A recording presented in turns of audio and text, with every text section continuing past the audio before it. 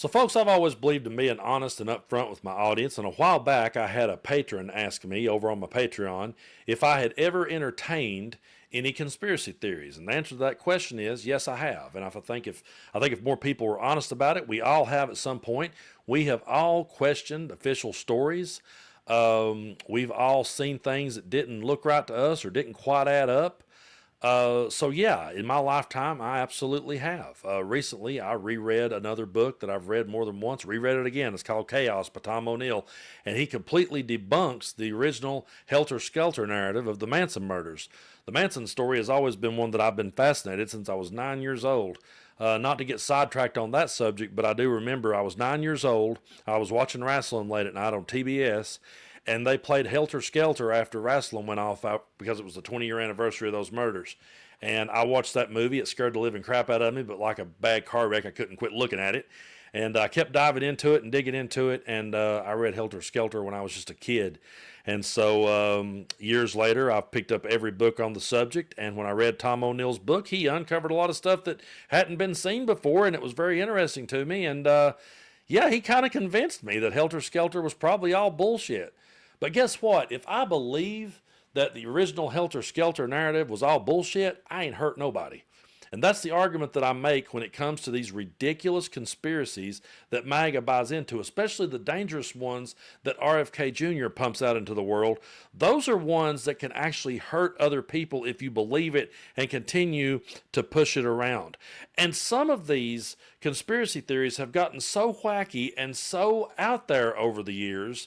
They go beyond just questioning an official narrative, and they create their own narrative, and people then begins to buy into conspiracy theories as though they're a brand. I never will forget one time overhearing a coworker of mine say, "I love me a good conspiracy theory." And I thought, these, in my mind, was never supposed to be a brand. They were never supposed to be something that were all lumped together and sold together. If someone had questions about an official narrative, cool, ask the questions. Let's see if we can find the answers. Let's get to the truth of the matter. But it should have never gotten this far out of hand to where we have people believing in satanic pizza parlors and that Hillary Clinton is a lizard and that Michelle Obama is a man. And it's one thing to have nut jobs buy into these conspiracies, but it's another thing for people in Pete Hegseth's department to fall for it. And that's what we're going to be covering in this ridiculous story today. So I'm going to go here to MidasNews.com. We're going to bring this one up. This one was written by J.D. Wolf.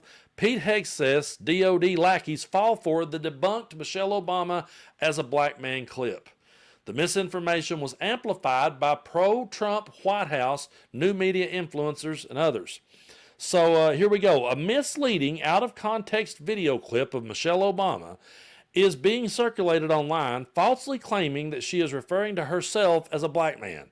The clip, originally taken from April 2023 episode of her podcast, was manipulated to remove key context. So this is a clip that was clearly manipulated. In the full conversation, Obama was speaking to actor Marlon Wayans, saying, "That warms my heart, particularly as a black man. Would you care to share?" A statement that she was directing at Wayans, not herself. But right here, look what this guy shares. "The truth shall set you free," and he plays where the clip is manipulated, "That warms my heart as a black man." And they actually shared and passed this around. Now, readers added context. Watch the full video. Michelle Obama is clearly using as a black man as a way to introduce a question which she is addressing to Marlon Wayans, who is a black man. She is not referring to herself. But guess what? Can you guess? They're going to keep sharing it anyway. And that's what happens. Despite the obvious distortion, the clip gained millions of views online and has been amplified by multiple pro-Trump influencers, including Graham Allen and Royce Chamberlain, who are linked to Pete Hegseth's media team at the Department of Defense. And then right here, look, here's this guy saying, "No way, he said it." And then he puts the quote, "Michelle Obama, you're raising a trans kid. That warms my heart as a black man." They're actually sharing this garbage. Okay, the spread of the misquote has become a tool for far-right figures seeking to perpetuate disinformation about Michelle Obama as a part of a broader unfounded conspiracy theory. Among those promoting the video are Dom Luker, a controversial pro-Trump account that has recently attended a White House influencer briefing, along with other notable names like End Wokeness, ALX, Benny Johnson, Nick Sorter, The Blaze, Town Hall, of course, Alex Jones, and Matt Wallace. But the pro-Trump account has spread this Michelle Obama misquote. The clips continue to gain traction even as community notes have been added to correct the record. But the damage done by this coordinated effort raises concerns about how public figures with ties to Trump are using their platforms to spread false narratives. A few MAGA voices attempted to call out the spread of the misquote attributed to Michelle Obama, but it doesn't appear that many have listened. This episode illustrates how those with the DOD who have access to Trump's White House, so-called new media types, as the White House calls them, so quickly fall for and spread false narratives, which in this case could have so easily been debunked with just a few minutes of research leading to the original Michelle Obama podcast. One might wonder if members of Hegseth's Department of Defense media team are so easily swayed by false narratives. How is the public supposed to trust and feel confident in what information they are putting out themselves? And I think that is an absolutely brilliant question, and one that we should take time and think more of. If they would fall for a story this ridiculous and pump it out there into the world, knowing that it isn't true, knowing that it was manipulated, if they would pump out that, what would stop them from pumping out other lies and information? And folks, I just got to say this, as I sit there and read that, I say to myself, this is exactly why that Barack Obama should have never smiled at Donald Trump at Jimmy Carter's funeral. And back then I said, Obama's going to take the high road. He's not going to use a funeral as a moment to say, fuck you.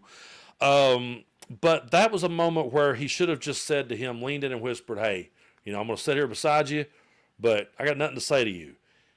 They have spread that sickening, disgusting conspiracy theory about Barack Obama's wife, and I really believe he should call it out at every turn. I think he should absolutely roast him. And I know that Obama is a guy who always tries to, he's an eloquent dude, and he's a respectful dude.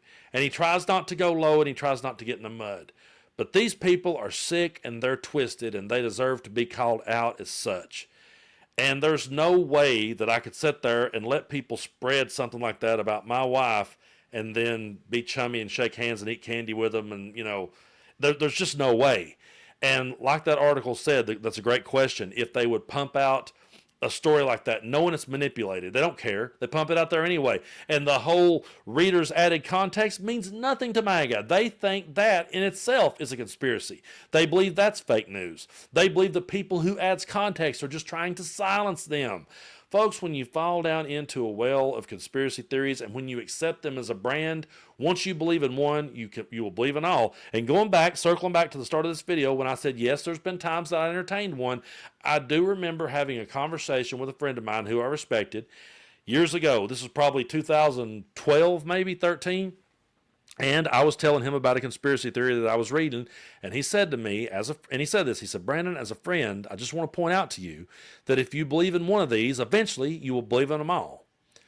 And that really made me stop and think. He said there's ways that people can go about framing questions. They can go about manipulating footage. They can make you believe you're seeing something. But it doesn't mean that it's true. And if you start buying into one, you will eventually start to buy into them all.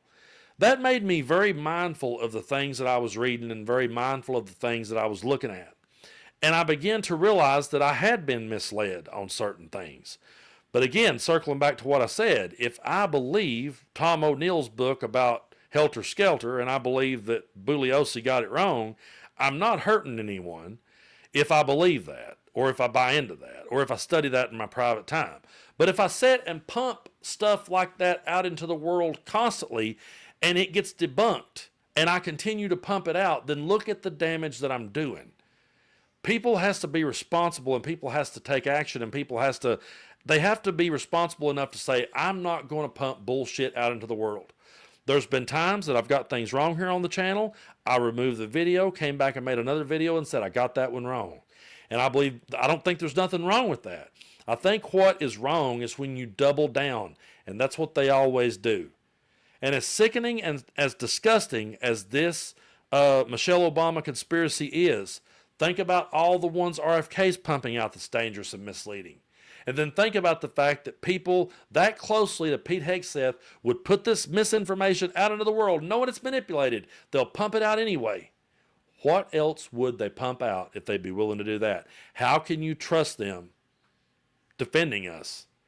And how could you trust anyone in charge of our health if they would be willing to set and spread this type of garbage around? And I've even seen people go so far as to say, well, a lot of people believe it, or they'll say, well, it's of interest to people. That's something people will say. It's of interest. Well, I'll tell you what, it's of no interest to me. To me, it's disgusting, it's sickening, and it should be called out as such. And Barack Obama should absolutely take the gloves off and roast anyone who shares that around, because it's just one of the most sickening things. I may look at an official story and I may ask questions, and I may see a video that looks a little bit weird to me, but you know what I'm going to do? I'm going to look into it, I'm going to dig into it, and I'm going to see if what I'm seeing is real. And if all of a sudden I realize, you know what, I was believing that, and I'll go back to this. The Tom O'Neill book, if someone comes out and says, hey, that dude, I have the proof to show you where that dude was full of shit, then I'll be the first one to go, oh, okay. All right then, Helter Skelter was true all along. Because that's what reasonable people do. Reasonable people don't continue to pump out that type of garbage, plain and simple.